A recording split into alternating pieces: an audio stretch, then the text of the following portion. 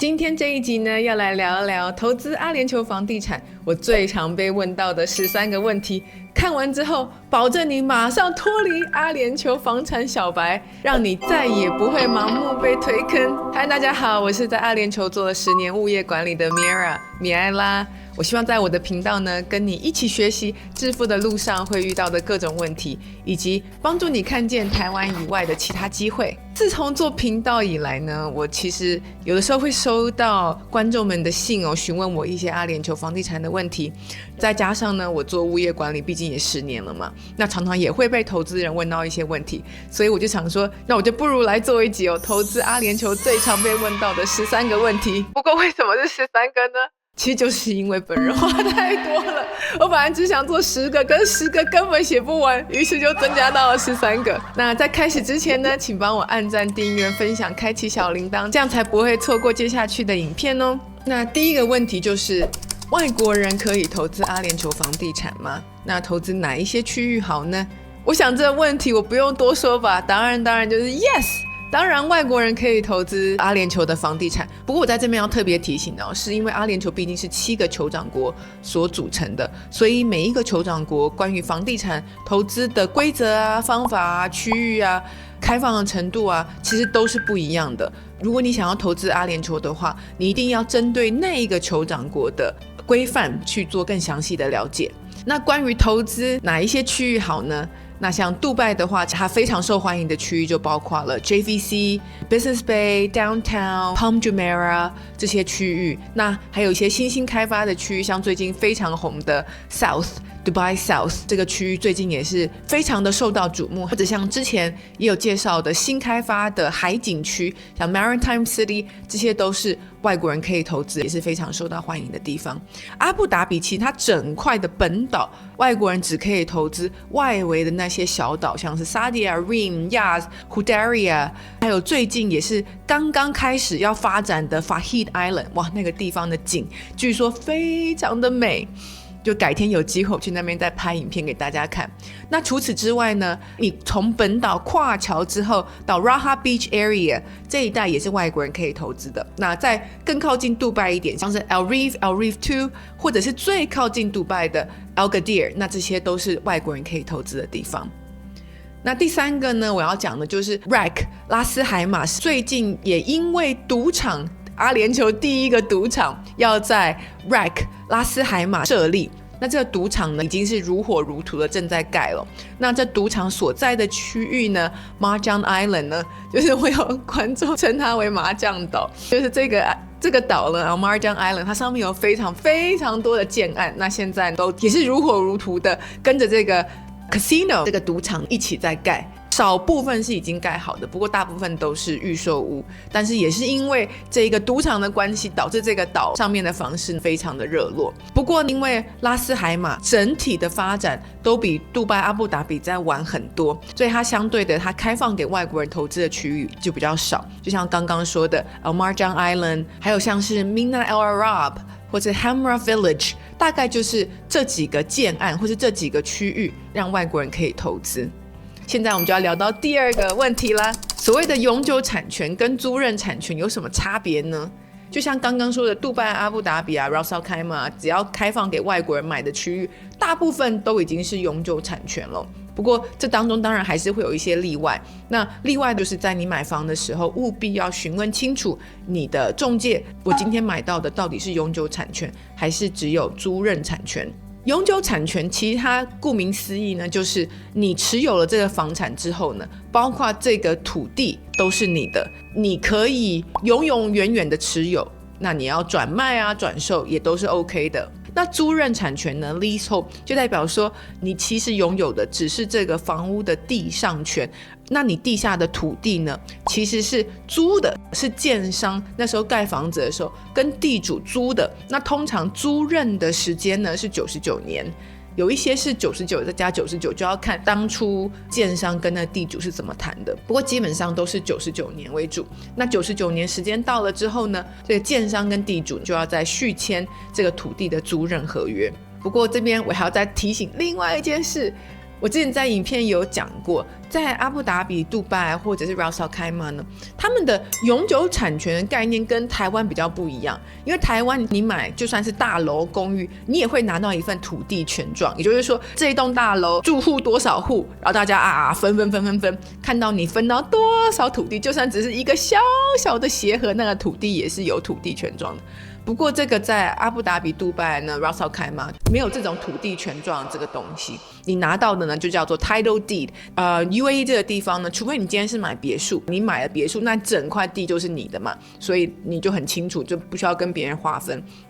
可是假设你今天是买公寓大楼的话，你拿到的权状上面它标示的只会有你自己家的大小，也就是说你买公寓假设是800平方英尺，那你的权状上面就只会写800平方英尺，不会再另外的去记录说今天整个建案你在所有的住户当中划分到多少土地。所以这个地方跟台湾稍微不一样的。那永久产权它的好处就是你之后就算土地已经99年过去了，你也不用担心说要跟土地的持有者再继续续签合约。第三个，阿联酋的房产面积怎么算？我觉得这就是阿联酋很好的地方，你实际上看到建商跟你说多少平方英尺，你买到的就是多少平方英尺的大小。台湾还要算公设比，你今天看到几平，你还要扣掉公设才是你实际住的大小。可是呢，在阿联酋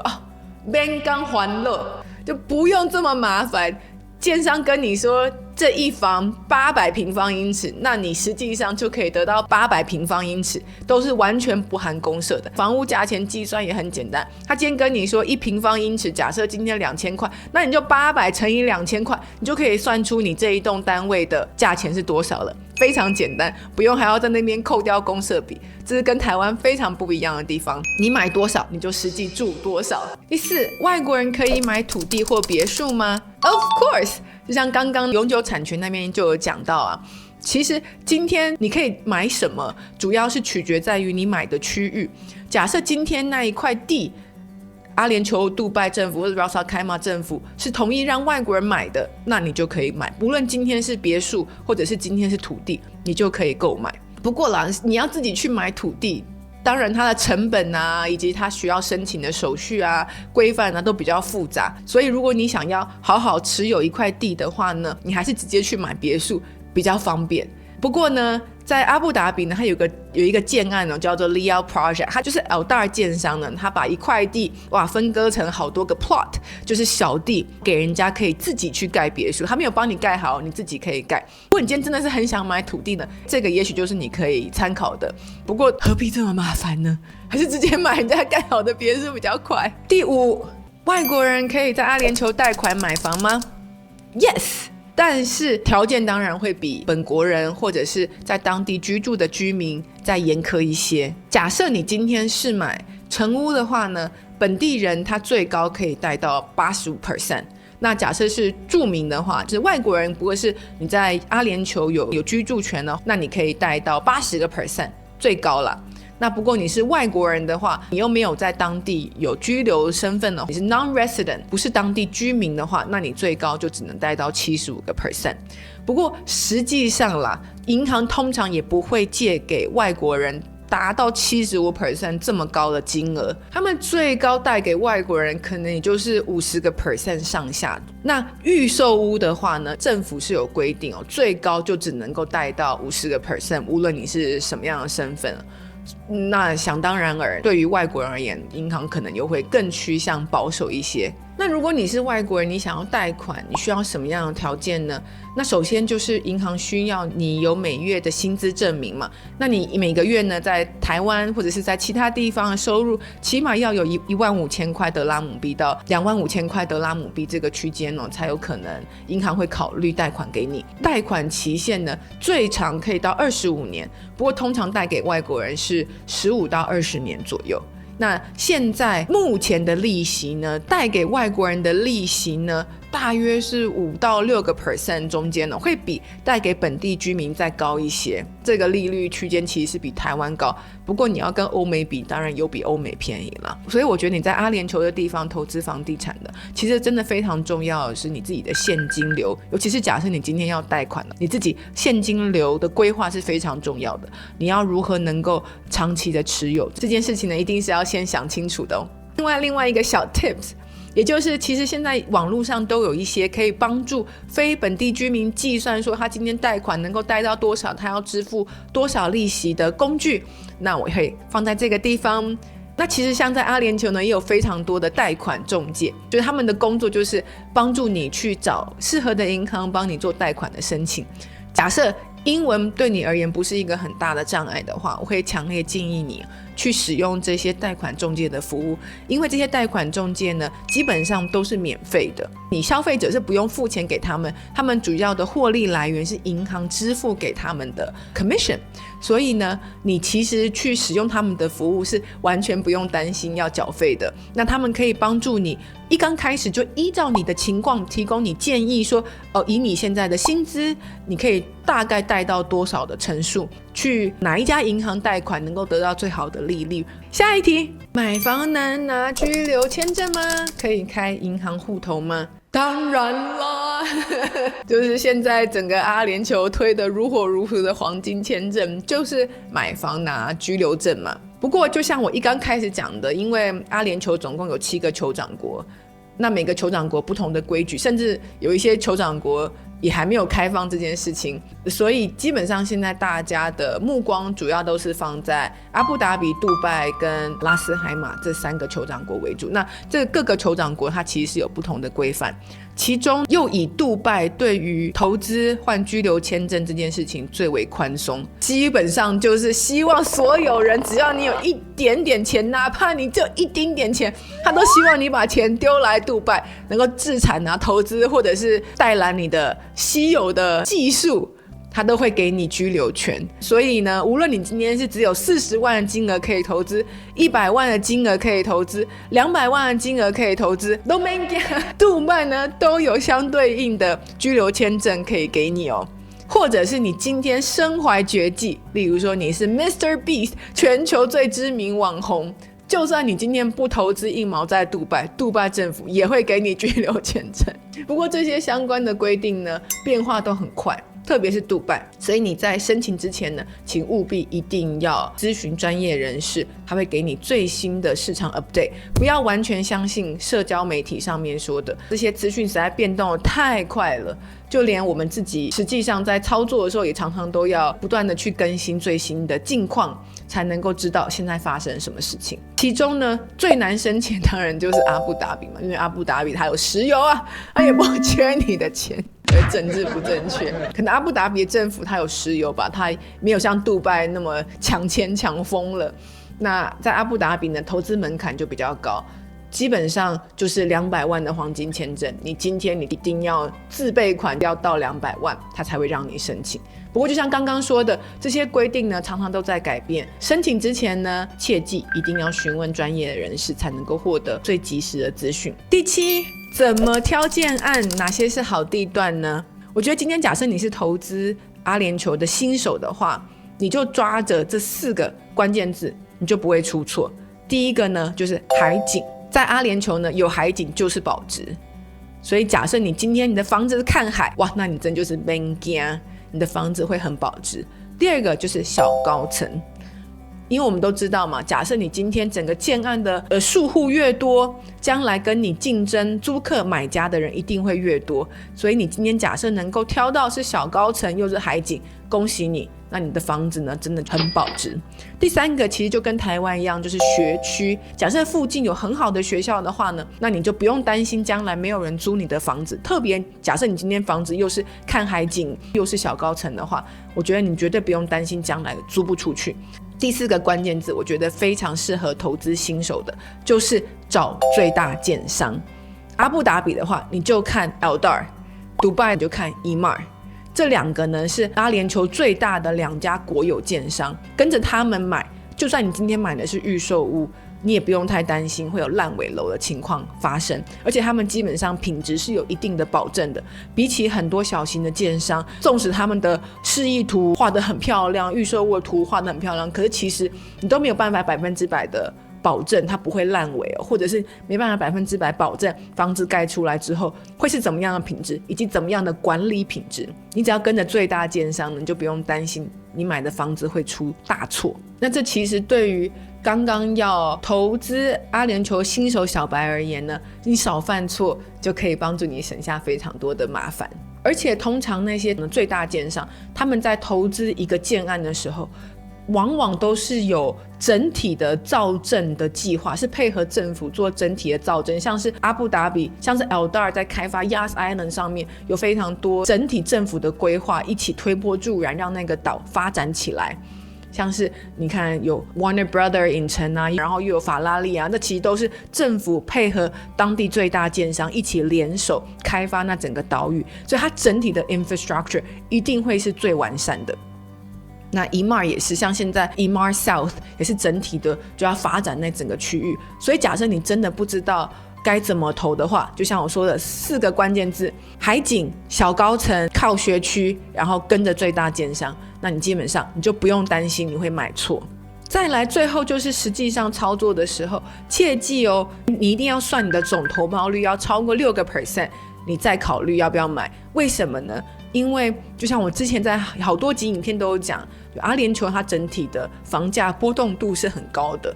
如果你没有6% 的话，假设今天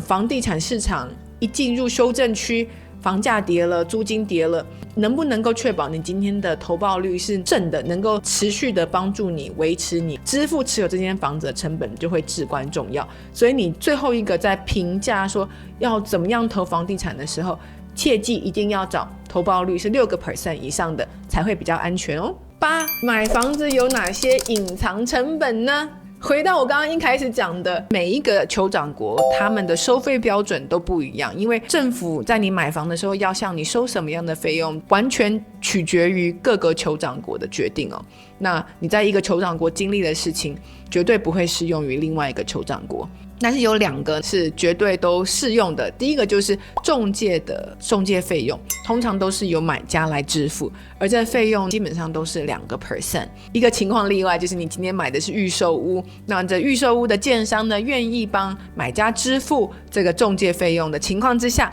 那买家就不用支付。不然的话，一般在阿联酋买房，无论你是在杜拜、阿布达比、Ras Al Khaimah 都好，买家都要支付给中介2%。有一些情况呢，中介也会跟卖家收中介费，那这个就是要看情况而异。另外还有一个相同的，就是假设你今天贷款的话，买家都要额外再支付给政府0.25% 的贷款登记费，那就是这2点是一样的，除此之外没有一个是一样的。那我现在就快速讲一些大的项目好了，详细的你就看旁边的字幕。杜拜绝对是收款名目最多的，毕竟它就是买气最旺嘛，而且它政府是最穷。它没有任何的资源，不像阿布达比它有石油嘛，所以它其实整个政府的支出不需要靠这么多来自于这些买卖转手的费用。可是杜拜就不一定了，杜拜就没有什么资源，所以它整个酋长国的经费很大部分就是靠这些手续的费用。那在杜拜的话，你买卖房屋要缴 4% 给 DLD， 其实照理来说应该是买家跟卖家各平分这 4% 了，不过因为现在是卖家的市场嘛，所以 4% 现在就几乎都是由买家来支付。除此之外呢，他还要收你 DLD 的登记费的4200块，还有一些其他的名目，你就看这边。那卖家呢？卖家他要支付什么呢？卖家他在买卖房屋的时候，他必须要跟建商或者是社区管理商一个叫做 NOC 的费用，就是 No Objection Certificate， 也就是说建商呢或者是社区管理对于你要卖房子呢没有反对的意见，没有异议。那你要获得这个 NOC 呢，通常你就要支付2000块到5000块之间的成本。阿布达比也是一样的，卖家也一样要支付建商或者是这个大楼或是社区的管理者呢，大概也是2000到3000块左右的 NOC 费用。不过 Ras Al Khaimah 就是抢钱了，它最高这个建商呢可以向卖家收取到2% 哦，获得这个 NOC。 好，再回来说买家的部分，在阿布达比呢当然就最简便嘛，你就像我刚刚讲的，买家就支付中介费用，假设你有贷款 0.25%， 再来就是只要2% 的转嫁费用就可以了，就是 transfer fee。所以你看杜拜 Ras Al Khaimah 收 4%， 唯独阿布达比是半价，就 2% 而已哦。不过这个当中又有一些小小的猫腻不一样的地方，因为像杜拜跟 Ras Al Khaimah 那 4% 计算方式呢，是基于你这一份买卖合约上面的售价是多少。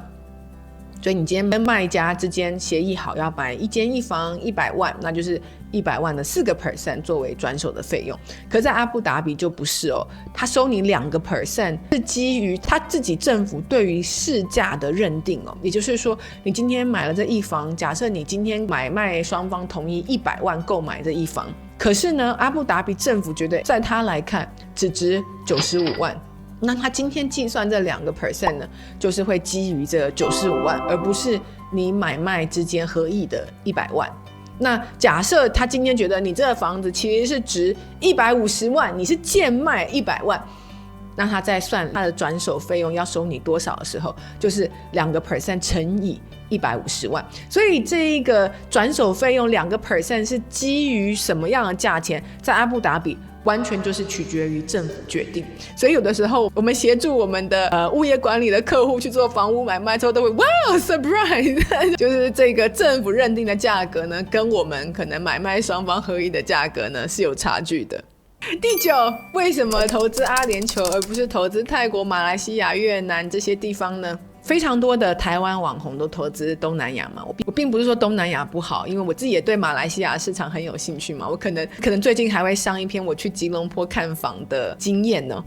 只是投资阿联酋跟这些地方比，最大的差异是，第一个免税，你投资获得的收入完全是免税的。那除了这个大幅增加你自己的投报率之外，也相对的省去非常多的麻烦。第二个是呢，你赚的货币今天是美金计价，也就是德拉姆币，因为它跟美金汇率是固定的嘛，你赚德拉姆币就等于赚美金，而美金不可讳言就是这世界上最强势的货币。你今天你投资东南亚，或者甚至投资日本，你都会遭受汇率汇差，也就是说你自己以当地的汇率去计算的话，也许你的房子可以给你 4% 的投报率，可是你一转回成台币，也许就跌到 3%，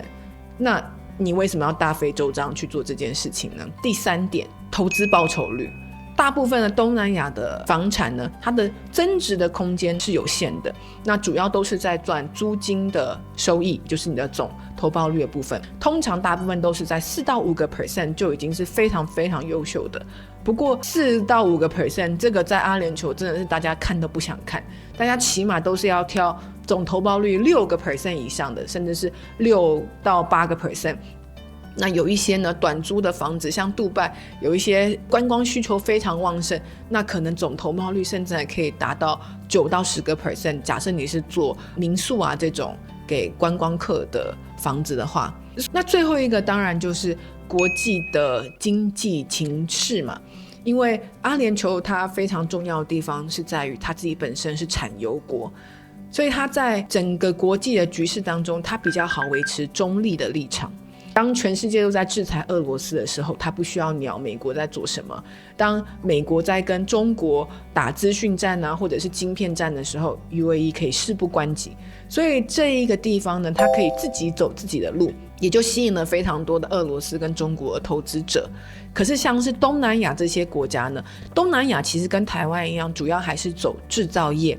那制造业它就需要出口，而出口这件事情在现今的国际局势呢，一定会受到比较多的挑战跟限制。出口你就是要卖到别人的市场嘛，你就是要听命别人行事啊，很多你自己国家的政策其实是没办法掌握在自己手中的。东南亚这些地方它跟台湾的情况很多都是非常类似的，像台币也是会受到国际的情势起起伏伏。东南亚的货币也是会受到国际的情势起起伏伏，他们的制造业也会受到国际的贸易的形势而出口受到限制，所以其实在于投资报酬率以及分散风险上面，绝对都是不比阿联酋，比不上阿联酋的。那阿联酋在投报率以及能够跟台湾很好的做分散风险上面，绝对是更胜一筹。阿联酋它的缺点就是你需要的资金量体会比东南亚更大，你才能够比较好的进场。今天它的房地产的价格绝对是比东南亚再贵一些的，所以你的资金量体比较大，那你自己做你的资金规划也要更充分一点，才能够确保你能够从中获利，长期持有。第10，阿联酋是穆斯林国家，这个在财产继承上面会有问题吗？我觉得能够想到这件事情的投资人都已经非常了不起了，通常都是我们要额外来提醒投资人说，假设你今天要投资阿联酋呢，你买房之后记得去做遗嘱登记。当然我不是想要咒人家死，只是因为我们实际上做物业管理，我们都帮过这些可能突然过世的屋主，帮助他们的亲属处理这些遗产分配。我们知道这件事情非常的麻烦，因为在阿联酋这地方是穆斯林国家，假设你没有登记好你的遗嘱，那他就会依照穆斯林的法律来做财产的分配。依据穆斯林的法令呢，太太能够拿到的遗产会比先生少一半，而且呢可能你先生的兄弟也会跟你一起继承这个遗产所以常常会看到偷拉库的人都在这个遗产继承人上面。那可能一间小小的套房，突然之间你一看，哇，居然有5、6、7、8个继承人的名字，那你之后你要卖你要租都很麻烦，因为你都要同样获得这些所有人的同意才行，而且很多真的都是闹到打官司真的是非常的麻烦。所以呢，最简单的方法就是你买完房产之后，你直接就去做房产登记。阿联酋的法院呢，就会依照你自己登记的遗嘱来做你的财产分配，他就不会依照穆斯林的法律来做财产的分配。所以假设我今天没有登记我的遗嘱呢，那我先生假设今天去世的话，那除了我可以继承，我的2个小孩可以继承之外呢，因为我公公也去世了，所以变成说我先生的哥哥也可以同样继承我先生的遗产。哇，真的是很麻烦啊。你看今天无论你要买房卖房，我还要经过我先生的哥哥的同意，哇，那真的非常辛苦。所以我会强烈建议你在阿联酋买房之后就直接去做遗嘱登记。而且我一直要强调这一点，这一件事情呢，每一个阿联酋的酋长国有自己的规定，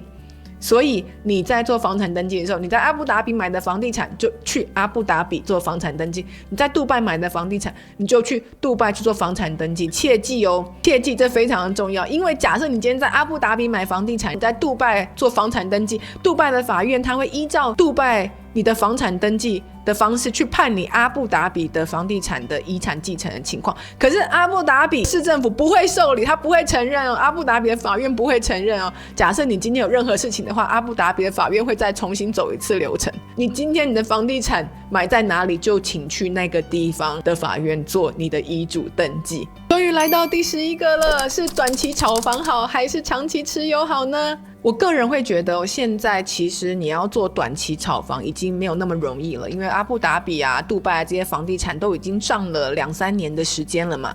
所以很多的之前可以很好炒房的案子，现在建商他们也都放聪明啦，他们就会自己惜售，那自己会每个月再去调整价格，就代表说你要短炒的空间就会被压缩。再来特别像是杜拜这些地方建案实在是太多了，大概每2、3天呢就推出一个新的建案。那你今天你的建案，除非你真的挑得非常的好，是非常特别的案子，你才有短线操作的可能性，要不然建案这么多，其实大部分的投资人他也不会愿意支付高昂的费用去买一个不特别的案子嘛，所以你要短线操作的空间少了非常多。所以你现在要进场呢，我会觉得长期持有是比较好的策略。第12个，房价已经涨了2年多了，现在进场还来得及吗？答案是可以，可是一定要慎选，并且呢一定要做好风险控管。其实阿联酋的房地产你在全球来看，它的投资报酬率还是很高的，它现在还有6%，如果你做短租操作，有些地方甚至可以到9%、10%，跟全球那种3%、4%比起来，它房地产投资的投报率还是非常的高。再加上呢，杜拜政府非常非常的积极，我觉得阿联酋这个地方长线来看绝对可能成为中东的摩纳哥，因为我们知道摩纳哥是全世界有钱人最密集居住的地方嘛，是真的你随便走都是百万富翁啦，我们这种阶级的人去那边真的就是当乞丐。但是我觉得整个阿联酋特别是杜拜阿布达比非常的有可能成为中东的摩纳哥，吸引超级有钱的人在那边置产居住。其实我们现在已经可以看到整个杜拜阿布达比走这种趋势嘛，所以我觉得阿联酋长线真的是非常非常好的。那它的资产如果以全球一线城市来看还是很便宜的，它投报率又比其他城市高。 Wait a minute，长线看好呢，不代表说你现在可以随便丢就稳赚不赔，毕竟我们已经不是在2022年、2023年的时候了嘛。那个时候呢，真的送分题啊，你随便买都会赚，自己做好你的风险控管，才是能够长期持有并且致富的关键哦。13个，最后一个，请问跟代销买好还是跟当地中介买好呢？其实我很常被问到这个问题，觉得这其实非常的简单。假设我觉得代销其实是一个能够让人家很快认识到这一个区域或是这个地方的一个管道。不过我觉得代销它就有点像是 encyclopedia 了，它每一个东西其实能够介绍的篇幅都很短，因为他们可能自己本身的了解也有限，或者是他们需要照顾的区域很多。所以我觉得今天假设你有能力能够接触到本地的中介的话，那你绝对是跟本地的中介买是最好的，因为本地的中介他一定是最了解当地的情况，而且他们掌握的房源一定是最多，什么时候什么建案即刻开价，事先要注册，他们绝对是最知道这些讯息的。而且假设你今天想要买二手房的话，那你绝对是需要透过本地的 agent 才有办法做到这件事情。那当然可能对台湾人而言有一些语言障碍，所以假设你也想要透过本地 agent 买房，可是你有点不太知道怎么样接触好的中介的话，没关系，你就写 email 给我，就把你介绍给我的好同事 Lisa， 那她完全可以讲中文嘛，不用担心。然后再来呢，代销他可能今天推销的案子呢，可能基数都比较多，那比较好方便他做销售，要不然他今天才刚推一个案子出去，人家就建商就完售，那不是就 GG 了吗？所以我觉得整体看下来，假设你今天能够接触到当地中介的话，绝对是最好的。那如果你有兴趣的话，就请寄 email 给我，我再跟你们分享 Lisa 联络方式啊。拉拉杂杂说了这么多 ，All right， 你就先这样咯，拜。